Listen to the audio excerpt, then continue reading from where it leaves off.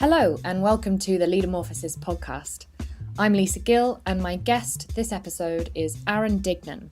So I think the reality is that we first have to accept that systems are complex and that we can't treat them as sort of monolithic things that are in a single stage of reality. The second thing is the narrative about change itself is pretty messed up. So most of the change narratives I've seen and heard look like stages of mourning.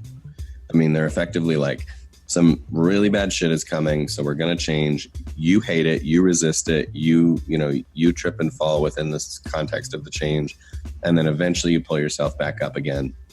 And if you're lucky, you end up on the other side of the valley, and now we've made the change. And so that's the metaphor.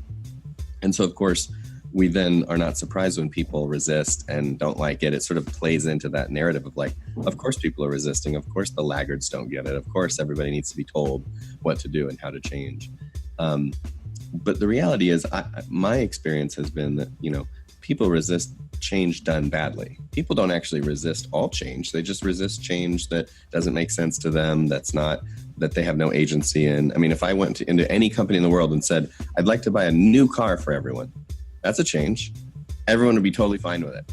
It would be, a widely approved change. So it's not change itself that's the problem. It's the way it's being done and the way it's being characterized. And when people don't have agency in change, then it's happening to them rather than through them. And I think that's really at the essence of what's wrong.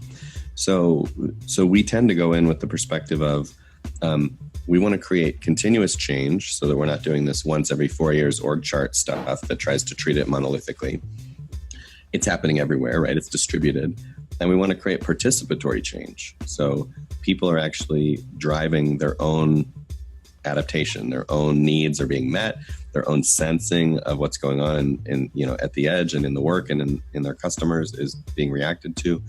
And so what we look at is, how do we just ask the question that starts a pattern where everybody's changing in the right direction? And the question that we've come to is, what's stopping you from doing the best work of your life?